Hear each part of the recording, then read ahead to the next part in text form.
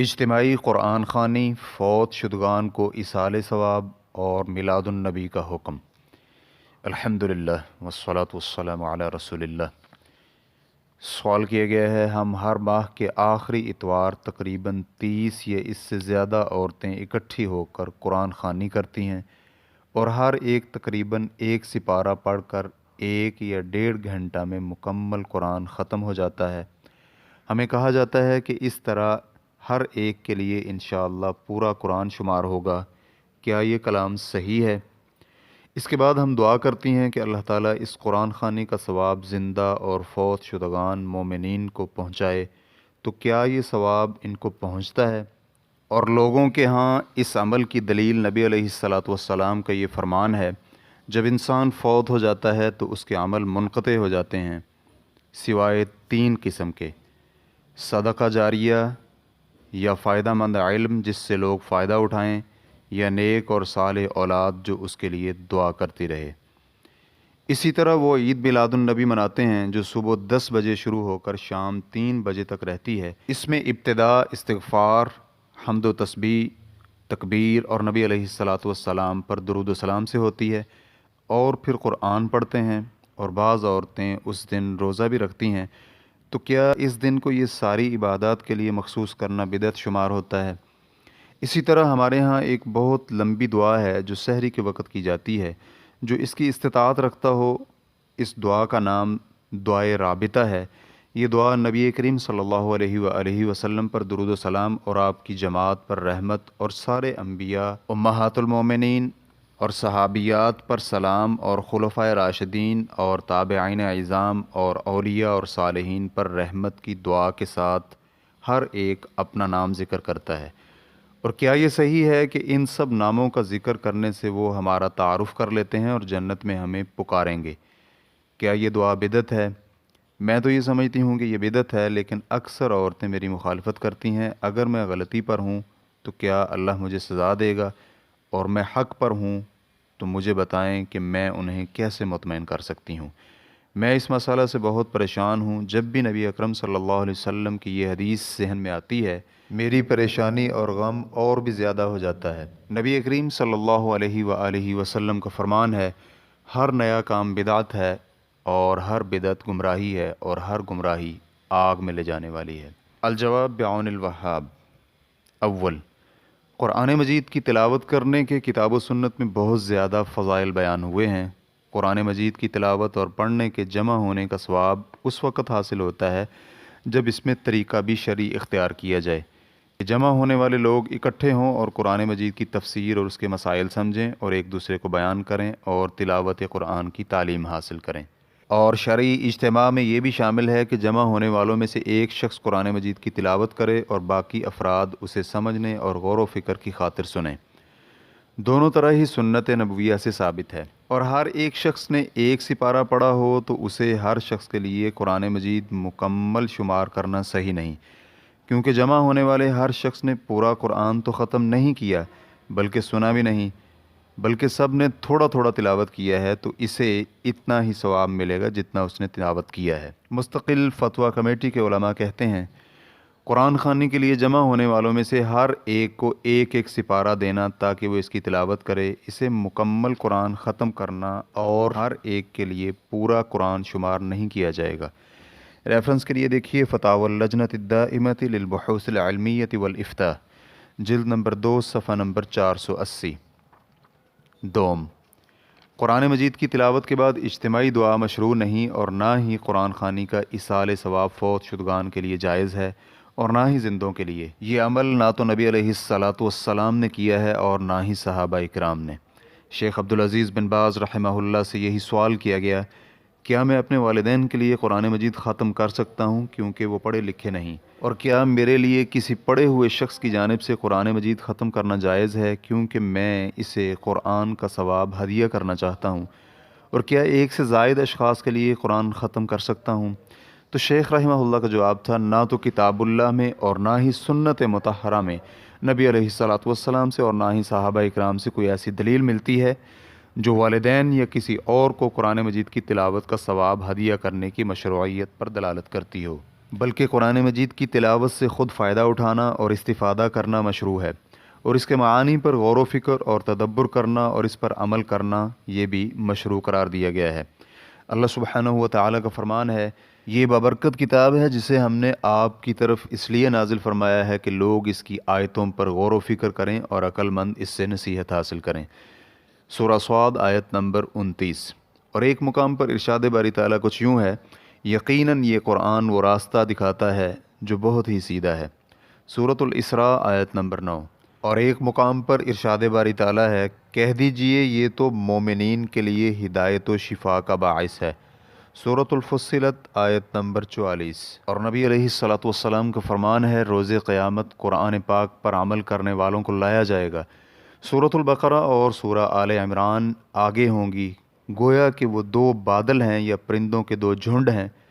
وہ ان کا دفاع کر رہی ہوں گی۔ مقصد یہ کہ قرآن مجید اس لیے نازل ہوا ہے کہ اس پر عمل کیا جائے اور اس کی تلاوت کثرت سے ہو، نہ کہ اس لیے نازل ہوا ہے کہ اسے فوت شدگان کے لیے ہدیہ اور ایصال ثواب کے لیے پڑھا جائے۔ میرے علم کے مطابق والدین وغیرہ کے لیے ایصال ثواب قرآن خوانی کرنے کی کوئی ایسی دلیل نہیں ملتی جس پر اعتماد کیا جا سکے۔ اور پھر رسول اللہ صلی اللہ علیہ وآلہ وسلم کا فرمان تو یہ ہے، جس کسی نے بھی کوئی ایسا عمل کیا جس پر ہمارا حکم نہیں تو وہ عمل مردود ہے۔ بعض اہل علم اسے جائز قرار دیتے ہیں، ان کا کہنا ہے کہ قرآن مجید یا دوسرے اعمال صالحہ کا ثواب ہدیہ کرنے میں کوئی معنی نہیں۔ انہوں نے اسے صدقہ اور فوت شدگان کے لیے دعا پر قیاس کیا ہے، لیکن یہ صحیح نہیں، بلکہ مذکورہ بالا اور اس موضوع کی دوسری احادیث کی بنا پر پہلا قول ہی صحیح ہے۔ اور اگر تلاوت کا اجر و ثواب ہدیہ کرنا مشروع اور جائز ہوتا تو سلف صالحین رحمہم اللہ بھی ایسا ضرور کرتے، اور پھر عبادت میں تو قیاس کرنا جائز ہی نہیں، کیونکہ عبادات توقیفی ہیں، ان میں کمی و زیادتی نہیں کی جا سکتی، اور عبادت کا ثبوت یا تو کلام اللہ سے یا پھر سنت رسول صلی اللہ علیہ وآلہ وسلم سے ہوگا، اس کے علاوہ نہیں۔ اس کی دلیل وہ سابقہ حدیث ہے۔ ریفرنس کے لیے دیکھیے مجموع فتاوی الشیخ ابن باز جلد نمبر 8 صفحہ نمبر 360 تا 361۔ اور لوگوں کا اس حدیث سے استدلال کرنا صحیح نہیں ہے کہ جب ابن آدم مر جاتا ہے تو اس کے عمل منقطع ہو جاتے ہیں، سوائے 3 قسم کے اعمال کے جو جاری رہتے ہیں، بلکہ جب اس حدیث پر غور کیا جائے تو یہ فوت شدگان کے لیے قرآن خوانی وغیرہ کے ایصال ثواب کی عدم مشروعیت پر دلالت کرتی ہے، کیونکہ نبی علیہ الصلاۃ والسلام نے فرمایا، نیک اور صالح اولاد جو اس کے لیے دعا کرتی رہے۔ نبی علیہ الصلاۃ والسلام نے یہ نہیں فرمایا کہ وہ اس کے لیے قرآن خوانی کرتی رہے۔ سوم، نبی کریم صلی اللہ علیہ وآلہ وسلم کا نام آنے پر صلی اللہ علیہ وسلم لکھنے کی بجائے مختصر طور پر صرف صاد یا صاد لام عین میم نہیں لکھنا چاہیے۔ جو اتنا لمبا سوال لکھ سکتا ہے اس کے لیے صلی اللہ علیہ وآلہ وسلم لکھنا کوئی مشکل تو نہ تھا۔ چہارم، عید میلاد النبی صلی اللہ علیہ وآلہ وسلم منانا بدعت ہے، اور اس میں معین عبادات مثلا سبحان اللہ والحمد للہ اور اعتکاف اور قرآن مجید کی تلاوت اور اسی طرح روزے وغیرہ کی تخصیص کرنا بدعت ہے۔ ایسا کرنے والے کو کوئی اجر و ثواب حاصل نہیں ہوگا، کیونکہ یہ مردود ہے۔ سیدہ عائشہ رضی اللہ عنہ بیان کرتی ہیں، رسول اللہ صلی اللہ علیہ وآلہ وسلم نے فرمایا، جس کسی نے بھی ہمارے اس دین میں کوئی نیا کام ایجاد کیا تو وہ مردود ہے۔ صحیح بخاری حدیث نمبر 1718، صحیح مسلم حدیث نمبر 2550۔ اور مسلم شریف کی ایک روایت میں یہ الفاظ ہیں، جس کسی نے بھی کوئی ایسا عمل کیا جس پر ہمارا حکم نہیں تو وہ مردود ہے۔ فاقہانی رحمہ اللہ کہتے ہیں، میرے علم کے مطابق کتاب و سنت میں اس میلاد کی کوئی دلیل نہیں، اور نہ ہی علماء امت میں سے کسی معتبر عالم دین سے اس پر عمل کرنا ثابت ہے جو سلف صالحین کے آثار پر عمل کرنے والے ہوں، بلکہ یہ بدعت ہے جسے باطل اور شہوانی قسم کے افراد جو کھانے پینے کو مشغلہ بنائے ہوئے تھے ان کی ایجاد ہے۔ ریفرنس کے لیے دیکھیے المورد فی عمل المولد بحوالہ کتاب رسائل فی حکم الاحتفال بالمولد النبوی، اور شیخ عبدالعزیز بن باز رحمہ اللہ سے بھی اس کے متعلق کئی بار سوال کیا گیا، وہ سوال بما جواب آپ کے گوش گزار کیا جاتا ہے۔ سوال، یہ سوال بار بار آتا رہا ہے کہ نبی علیہ الصلاۃ والسلام کی پیدائش کے دن محفل میلاد منعقد کرنا، آپ صلی اللہ علیہ وآلہ وسلم کی ان محفلوں میں حاضری کا اعتقاد رکھ کر از روئے تعظیم و تکریم آپ کے خیر مقدم میں کھڑے ہو جانا، آپ صلی اللہ علیہ وسلم پر درود و سلام بھیجنا اور میلادوں میں کیے جانے والے اس طرح کے دیگر اعمال کی شرعی حیثیت کیا ہے؟ جواب: رسول اللہ صلی اللہ علیہ وآلہ وسلم یا کسی اور کی پیدائش پر محفل میلاد منعقد کرنا جائز نہیں ہے، بلکہ یہ اسلام میں ایک نو ایجاد بدعت ہے، کیونکہ پہلی 3 افضل صدیوں میں رسول اللہ صلی اللہ علیہ وآلہ وسلم، آپ کے خلفائے راشدین اور دیگر صحابہ اکرام اور اخلاص کے ساتھ ان کی پیروی کرنے والے تابعین نے آپ صلی اللہ علیہ وآلہ وسلم کی یوم پیدائش کا جشن نہیں منایا، جبکہ وہ بعد میں آنے والے لوگوں کے مقابلے میں سنت کا زیادہ علم رکھتے تھے، رسول اللہ صلی اللہ علیہ وآلہ وسلم سے کامل محبت رکھنے والے اور طریقہ نبوی کی مکمل پیروی کرنے والے بھی تھے۔ نبی صلی اللہ علیہ وسلم سے ایک حدیث میں ثابت ہے کہ آپ علیہ الصلاۃ والسلام نے فرمایا: من احدث فی امرنا ھذا ما لیس منہ فہو رد، جس نے ہمارے اس دین میں کوئی نیا کام نکالا جو دراصل اس میں نہیں ہے، وہ ناقابل قبول ہے۔ اور آپ علیہ الصلاۃ والسلام نے ایک دوسری حدیث میں فرمایا: علیکم سنتی و سنت الخلفاء الراشدین المہدیین من بعدی تمسکوا بها وعضوا علیہا بالنواجذ وإیاکم ومحدثات الامور فإن کل محدثۃ بدعہ وکل بدعۃ ضلالہ۔ تم میری سنت اور میرے بعد ہدایت یافتہ خلفائے راشدین کی سنت کو لازم پکڑو، اسے دانتوں سے مضبوط پکڑ لو اور دین میں نئی نئی باتوں سے بچو، کیونکہ ہر نئی چیز بدعت ہے اور ہر بدعت گمراہی ہے۔ ان دونوں حدیثوں میں بدعات ایجاد کرنے اور ان پر عمل کرنے سے سختی کے ساتھ منع کیا گیا ہے۔ اللہ رب العزت نے اپنی کتاب مبین میں فرمایا: وَمَا آتَاكُمُ الرَّسُولُ فَخُذُوهُ وَمَا نَهَاكُمْ عَنْهُ فَانْتَهُوا، سورۃ الحشر آیت نمبر 7۔ اور تمہیں جو کچھ رسول دیں لے لو اور جس سے روک دیں رک جاؤ۔ نیز اللہ عز و جل نے فرمایا: فَلْيَحْذَرِ الَّذِينَ يُخَالِفُونَ عَنْ أَمْرِهِ أَن تُصِيبَهُمْ فِتْنَةٌ أَوْ يُصِيبَهُمْ عَذَابٌ أَلِيمٌ، سورۃ النور آیت نمبر 63۔ سنو، جو لوگ حکم رسول کی مخالفت کرتے ہیں انہیں ڈرتے رہنا چاہیے کہ کہیں ان پر کوئی زبردست آفت نہ آ پڑے یا انہیں دردناک عذاب نہ پہنچے۔ اللہ سبحانہ و تعالی ایک اور مقام پر فرماتے ہیں: لَقَدْ كَانَ لَكُمْ فِي رَسُولِ اللَّهِ أُسْوَةٌ حَسَنَةٌ لِمَنْ كَانَ يَرْجُو اللَّهَ وَالْيَوْمَ الْآخِرَ وَذَكَرَ اللَّهَ كَثِيرًا، سورۃ الاحزاب آیت نمبر 21۔ یقیناً تمہارے لیے رسول اللہ صلی اللہ علیہ وآلہ وسلم میں عمدہ نمونہ موجود ہے، ہر اس شخص کے لیے جو اللہ رب العزت کی اور قیامت کے دن کی توقع رکھتا ہو اور بکثرت اللہ کو یاد کرتا ہو۔ ایک اور مقام پر فرمایا: والسابقون الاولون من المہاجرین والانصار والذین اتبعوهم بإحسان رضی اللہ عنہم ورضوا عنہ وأعد لهم جنات تجری تحتها الانہار خالدین فیہا ابدا ذلک الفوز العظیم، سورۃ التوبہ آیت نمبر 100۔ اور جو مہاجرین و انصار سابق اور مقدم ہیں اور جتنے لوگ اخلاص کے ساتھ ان کے پیروکار ہیں، اللہ ان سب سے راضی ہوا اور وہ سب اس سے راضی ہوئے، اور اللہ نے ان کے لیے ایسے باغ مہیا کر رکھے ہیں جن کے نیچے نہریں جاری ہوں گی، جن میں وہ ہمیشہ رہیں گے، اور یہ بڑی کامیابی ہے۔ ایک اور مقام پر فرمایا: الیوم اکملت لکم دینکم واتممت علیکم نعمتی ورضیت لکم الاسلام دینا، سورۃ المائدہ آیت نمبر 3۔ آج میں نے تمہارے لیے دین کو مکمل کر دیا اور تم پر اپنا انعام پورا کر دیا اور تمہارے لیے اسلام کے دین ہونے پر رضامند ہو گیا۔ اس مضمون کی آیات بہت زیادہ ہیں۔ اس طرح کی میلادی مجالس کو ایجاد کرنے کا مفہوم یہ نکلتا ہے کہ اللہ تعالیٰ نے اس امت کے لیے دین مکمل نہیں کیا، اور جن باتوں پر عمل کرنا امت کے لیے ضروری تھا رسول اللہ صلی اللہ علیہ وآلہ وسلم نے انہیں ان تک نہیں پہنچایا،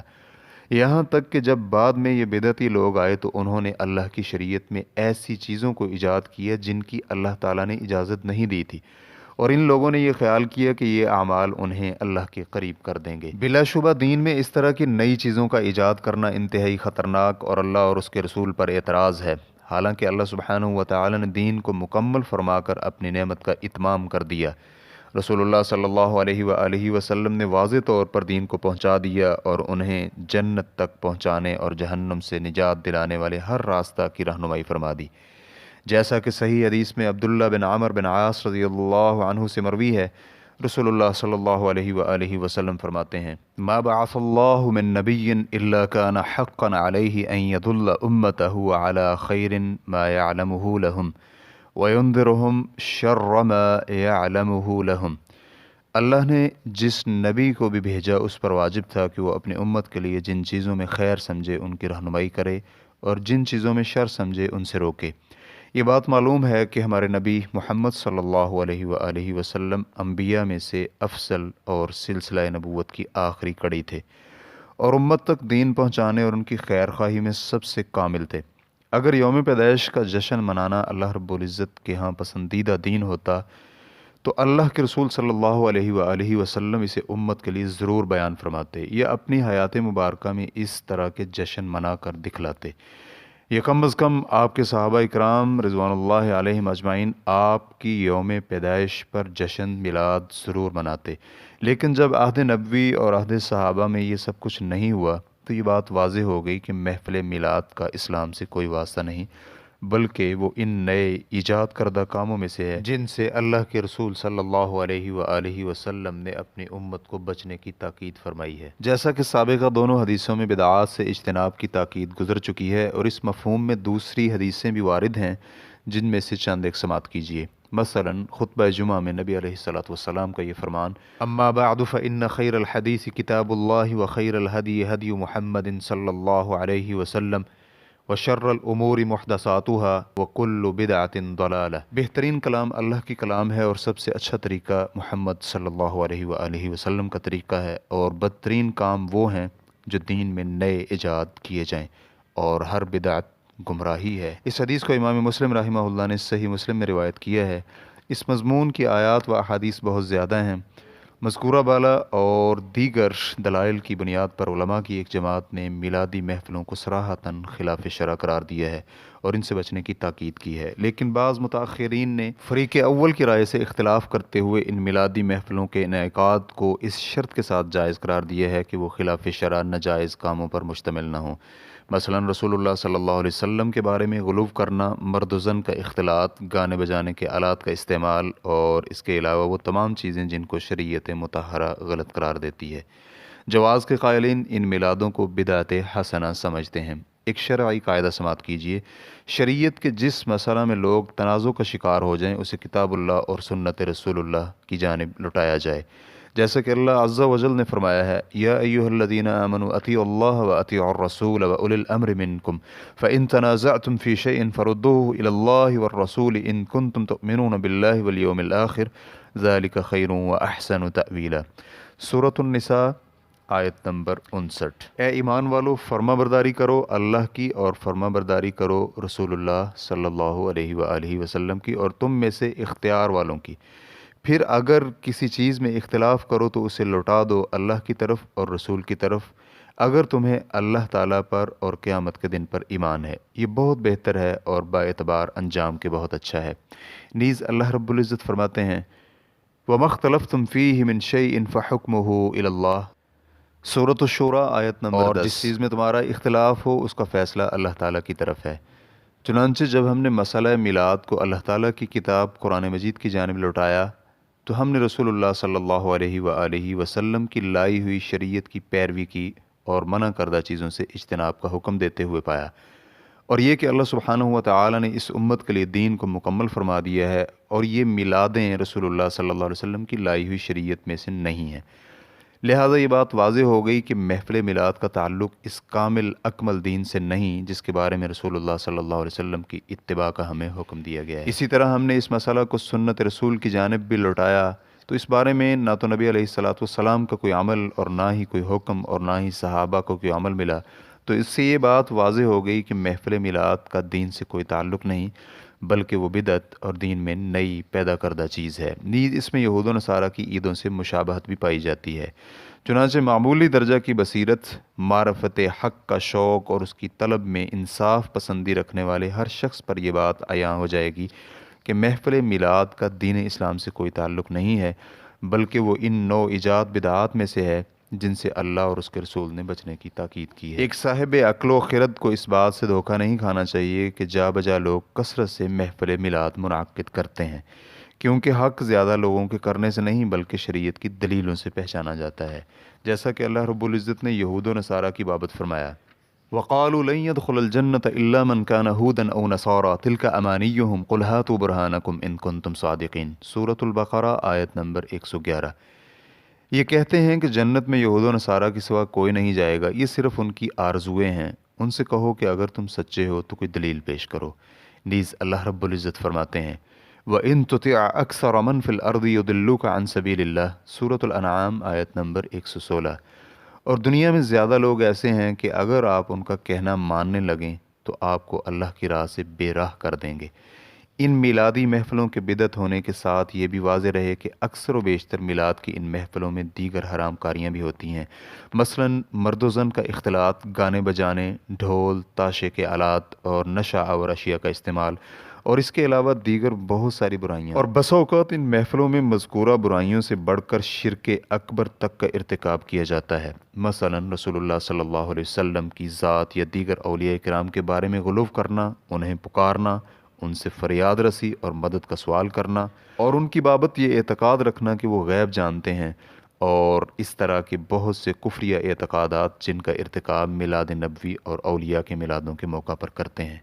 رسول اللہ صلی اللہ علیہ وآلہ وسلم سے صحیح حدیث میں ثابت ہے، آپ فرماتے ہیں ایاکم والغلو فی الدین فانما اہلک من کان قبلکم الغلو فی الدین، دین میں غلو سے بچو کیونکہ تم سے پہلے لوگوں کی ہلاکت کا سبب دین میں غلو تھا۔ نیز نبی علیہ السلام ایک دوسری حدیث میں ارشاد فرماتے ہیں لا تطرونی کما اطرت النصارى عیسی ابن مریم انما انا عبد فقولوا عبد اللہ ورسولہ۔ یہ حدیث عبداللہ بن عمر رضی اللہ عنہ سے صحیح بخاری میں مروی ہے۔ تم حد سے زیادہ تعریفیں کر کے مجھے میرے مقام سے آگے نہ بڑھا دینا، جیسا کہ نصارہ نے عیسیٰ ابن مریم کو حد سے آگے بڑھا دیا تھا۔ میں اللہ کا بندہ ہوں، لہٰذا مجھے اللہ کا بندہ اور اس کا رسول ہی کہو۔ قابل تعجب بات یہ ہے کہ بہت سے لوگ اس طرح کے غیر شرعی اجتماعات میں شرکت کے لیے انتہائی سرگرم اور کوشاں نظر آتے ہیں اور بوقت ضرورت اس کی جانب سے دفاع بھی کرتے ہیں، جبکہ دوسری طرف وہی لوگ جمعہ، جماعت اور اللہ کے دیگر فرائض سے بالکل پیچھے نظر آتے ہیں۔ نہ ہی وہ فرائض کی کچھ پرواہ کرتے ہیں اور نہ ہی ان کے چھوڑنے کو کوئی بڑا گناہ سمجھتے ہیں۔ بلا شبہ یہ سب کمزور ایمان، کم علمی اور گناہوں کے ارتکاب کے سبب دلوں کے انتہائی زنگ آلود ہو جانے کی وجہ سے ہے۔ ہم اللہ تعالیٰ سے اپنے اور تمام مسلمان بھائیوں کے لیے عافیت کا سوال کرتے ہیں۔ میلاد کی ان محفلوں میں ایک قبیح اور بدترین عمل یہ بھی انجام پاتا ہے کہ آپ علیہ السلام کی ولادت کا ذکر آنے پر بعض لوگ عذر تعظیم و تکریم آپ کا خیر مقدم کرتے ہوئے کھڑے ہو جاتے ہیں، کیونکہ ان کا عقیدہ ہے کہ رسول اللہ صلی اللہ علیہ وآلہ وسلم میلاد میں حاضر ہوتے ہیں۔ یہ عظیم ترین جھوٹ اور بدترین جہالت ہے، کیونکہ رسول اللہ صلی اللہ علیہ وسلم قیامت سے قبل اپنی قبر مبارک سے نہ تو نکل سکتے ہیں اور نہ لوگوں میں سے کسی سے ملاقات کر سکتے ہیں اور نہ ہی ان مجالس میں حاضر ہو سکتے ہیں، بلکہ آپ علیہ السلام اپنی قبر میں قیامت تک رہیں گے اور آپ کی روح مبارک دار کرامت یعنی جنت میں اپنے رب کے پاس اعلیٰ علیین میں ہے، جیسا کہ اللہ تعالیٰ نے سورۃ المؤمنون میں فرمایا ثم انکم بعد ذلک لمیتون ثم انکم یوم القیامت تبعثون، سورۃ المؤمنون آیت نمبر 15۔ اس کے بعد پھر تم سب یقیناً مر جانے والے ہو، پھر قیامت کے دن بلا شبہ تم سب اٹھائے جاؤ گے۔ اور نبی علیہ السلام کا فرمان ہے انا اول من ينشق عنہ القبر یوم القیامت وانا اول شافع واول مشفع، بروز قیامت سب سے پہلے میری قبر پھٹے گی اور میں قبر سے باہر نکلوں گا اور میں سب سے پہلا سفارشی ہوں گا اور سب سے پہلے میری سفارش قبول ہوگی۔ آپ علیہ السلام پر رب کی جانب سے درود و سلام نازل ہو۔ مذکورہ بالا آیت کریمہ اور حدیث نبوی اور اس کے معنی کی دیگر آیات و احادیث اس بات پر دلالت کرتی ہیں کہ نبی علیہ السلام اور آپ کے علاوہ دیگر مردے قیامت کے روز ہی اپنی قبروں سے نکلیں گے۔ یہ علماء اسلام کا متفق علیہ مسئلہ ہے اور اس میں کسی کا کوئی اختلاف نہیں، لہذا ہر بندہ مسلم کو اس طرح کے مسائل سے واقف ہونا چاہیے اور جاہلوں کی نو ایجاد بدعات و خرافات سے گریز کرنا چاہیے جس پر اللہ نے کوئی دلیل نازل نہیں فرمائی۔ ہم اللہ ہی سے مدد کا سوال کرتے ہیں، اسی پر بھروسہ رکھتے ہیں، اور ہم اس بلند و برتر اللہ کی مدد کے بغیر گناہوں سے بچنے اور نیکیوں کے بجا لانے کی طاقت نہیں رکھتے۔ رہا مسئلہ نبی علیہ الصلاۃ والسلام پر درود و سلام بھیجنے کا، تو یہ تقرب الہی کا افضل ترین ذریعہ ہے، جیسا کہ اللہ رب العزت نے فرمایا ہے ان اللہ وملائکتہ یصلون علی النبی یا ایھا الذین آمنوا صلوا علیہ وسلموا تسلیما، سورۃ الاحزاب آیت نمبر 56۔ اللہ اور اس کے فرشتے نبی علیہ الصلاۃ والسلام پر رحمت بھیجتے ہیں، اے ایمان والو تم بھی ان پر درود بھیجو اور خوب سلام بھیجتے رہا کرو۔ اور نبی علیہ الصلاۃ والسلام ایک حدیث میں فرماتے ہیں من صلی علی واحدۃ صلی اللہ علیہ بہا عشرا، جو شخص میرے اوپر ایک بار درود بھیجے تو اللہ اس پر 10 بار رحمتیں نازل فرماتا ہے۔ نبی علیہ الصلاۃ والسلام پر درود بھیجنے کا کوئی مخصوص وقت نہیں ہے، بلکہ کسی بھی وقت آپ پر درود بھیجا جا سکتا ہے۔ نماز کے آخر یعنی تشہد میں اس کے پڑھنے کی تاکید ہے، بلکہ بعض اہل علم کے نزدیک ہر نماز کے آخری تشہد میں اس کا پڑھنا واجب ہے، اور بہت سے مقامات پر سنت موقدہ ہے۔ مثلا اذان کے بعد آپ علیہ الصلاۃ والسلام کے تذکرہ کے وقت، جمعہ کے دن اور اس کی رات میں، جیسا کہ بہت ساری احادیث سے اس کا ثبوت ملتا ہے۔ اللہ رب العزت سے دعا ہے کہ وہ ہمیں اور تمام مسلمانوں کے دین کی سمجھ اور اس پر ثابت قدم رہنے کی توفیق عطا فرمائے، اور اللہ ہر ایک کو سنت پر کاربند اور بدعت سے اجتناب کی نعمت سے نوازے۔ وہ اللہ سخی اور مہربان ہے، اور اللہ تعالی ہمارے نبی محمد صلی اللہ علیہ وسلم، آپ کے اہل و عیال اور ساتھیوں پر رحمت نازل فرمائے۔ شیخ رحمہ اللہ کا ایک دوسری جگہ پر یہ فرمانا ہے اگر میلاد النبی صلی اللہ علیہ وسلم مشروع ہوتا تو نبی علیہ الصلاۃ والسلام اپنی امت کے لیے اسے ضرور بیان فرماتے، کیونکہ رسول اللہ صلی اللہ علیہ وآلہ وسلم لوگوں میں سب سے زیادہ خیر خواہ تھے، اور آپ علیہ الصلاۃ والسلام کے بعد کوئی نبی نہیں جو کوئی ایسی بات بیان کرے جس سے نبی کریم صلی اللہ علیہ وآلہ وسلم خاموش رہے ہوں، کیونکہ نبی علیہ الصلاۃ والسلام خاتم النبیین ہیں۔ کتاب و سنت میں یہ پوری وضاحت کے ساتھ بیان ہوا ہے کہ نبی علیہ الصلاۃ والسلام کا لوگوں پر کیا حق ہے۔ آپ کے حقوق میں آپ سے محبت کرنا اور آپ کی شریعت اور سنت مطہرہ کی پیروی اور اتباع کرنا شامل ہے، اور اس کے علاوہ باقی حقوق کی ادائیگی کرنا بھی، جن کی وضاحت قرآن و سنت میں ہوئی ہے۔ نبی کریم صلی اللہ علیہ وآلہ وسلم نے اپنی امت کے لیے یہ ذکر نہیں کیا کہ ان کی ولادت باسعادت کا جشن میلاد النبی منانا مشروع ہے تاکہ اس پر عمل کیا جائے، اور پھر نبی علیہ الصلاۃ والسلام نے خود بھی ساری زندگی اس پر عمل نہیں کیا، اور نہ پھر آپ کے صحابہ اکرام جو سب لوگوں سے زیادہ نبی علیہ الصلاۃ والسلام سے محبت کرنے والے تھے، اور آپ علیہ الصلاۃ والسلام کے حقوق کو جاننے والے اور علم رکھنے والے تھے۔ نہ تو انہوں نے اور نہ ہی خلفائے راشدین نے اور نہ ہی کسی اور نے میلاد النبی کا جشن منایا۔ پھر قرون مفضلہ یعنی پہلے 3 بہترین دور کے لوگوں نے بھی اس جشن کو نہیں منایا۔ کیا آپ کے خیال میں یہ سب لوگ نبی علیہ الصلاۃ والسلام کے حقوق کی ادائیگی میں کمی اور کوتاہی کرنے والے تھے؟ حتیٰ کہ یہ بعد میں آنے والے افراد نے اس نقص اور کمی کو واضح کیا اور اس حق کو پورا کیا؟ نہیں، اللہ کی قسم ایسا نہیں ہو سکتا کہ یہ سب صحابہ کرام اور ائمہ کرام آپ علیہ الصلاۃ والسلام کے حقوق سے جاہل و غافل تھے یا اس میں کمی اور کوتاہی کی۔ کوئی عقل مند ایسی بات اپنی زبان سے نہیں نکال سکتا جو ان صحابہ کرام اور تابعین اعظام کے حالات سے واقف ہے۔ محترم سامعین، جب آپ کے علم میں آ چکا ہے کہ میلاد النبی کا جشن نبی علیہ الصلاۃ والسلام کے دور میں موجود نہ تھا، اور نہ ہی صحابہ کرام اور تابعین اعظام اور ائمہ کرام کے ادوار میں اس پر عمل کیا گیا، اور نہ ہی یہ چیز ان کے ہاں معروف تھی، اس سے آپ کو یہ علم بھی ہو گیا ہوگا کہ یہ دین میں نیا ایجاد کردہ کام ہے اور یہ بدعت کہلاتا ہے۔ اس پر عمل کرنا جائز نہیں، اور نہ ہی اس کی دعوت دینا اور اس میں شریک ہونا جائز ہے، بلکہ اس سے روکنا اور منع کرنا اور لوگوں کو اس سے بچانا واجب ہے۔ ریفرنس کے لیے دیکھیے مجموع فتاوی شیخ ابن باز جلد نمبر 6 صفحہ نمبر 318 اور 319۔ پنجم، کسی بھی شخص کے لیے دعا یا کسی بھی قسم کا ذکر اختراع کرنا اور اسے نشر کرنا اور پھیلانا جائز نہیں، اور الرابطہ نامی دعا بدعت ہے، اور اس میں یہ سوچ اور فکر پیش کی گئی ہے کہ جن سے مانگا جا رہا ہے انہیں ذہن میں اپنے سامنے رکھا جائے، اور یہ اعتقاد ہونا چاہیے کہ وہ دعا کرنے والے کو پہچانتے ہیں اور انہیں جنت میں بلائیں گے۔ یہ سب وہمی خیالات اور صوفیوں کی اختراعات ہیں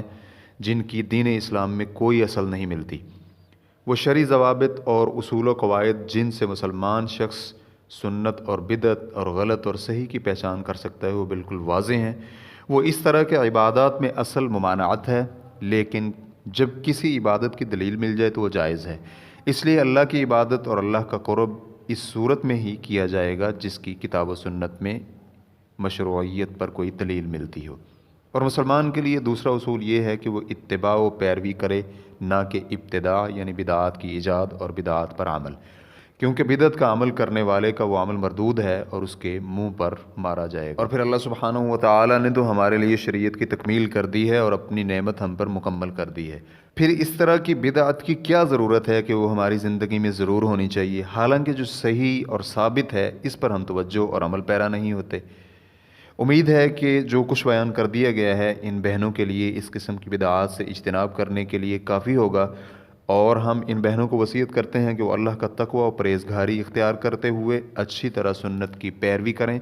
اور انہیں یہ علم ہونا چاہیے کہ اللہ تعالیٰ بدعتی کی عبادت قبول نہیں فرماتا، چاہے وہ جتنی بھی کوشش و جد و جہد کر لے اور کتنا بھی مال اس میں صرف کر ڈالے، کیونکہ سنت پر عمل کرنا چاہیے، سنت تھوڑی ہی ہو بدعت میں اجتہاد کرنے سے بہتر ہے۔ جس طرح جلیل القدر صحابی رسول صلی اللہ علیہ وسلم عبداللہ بن مسعود رضی اللہ عنہ کا قول ہے، ہماری اللہ رب العزت سے دعا ہے کہ وہ ہماری ان بہنوں کو ان اعمال اور طریقوں کی رہنمائی فرمائے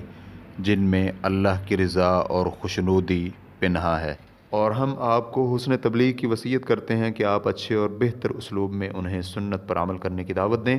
اور آپ اس میلاد میں ان کے ساتھ شریک مت ہوں، اور اس میں جو تکلیف آپ کو پہنچے اس پر صبر و تحمل سے کام لیں۔ واللہ تعالی اعلم۔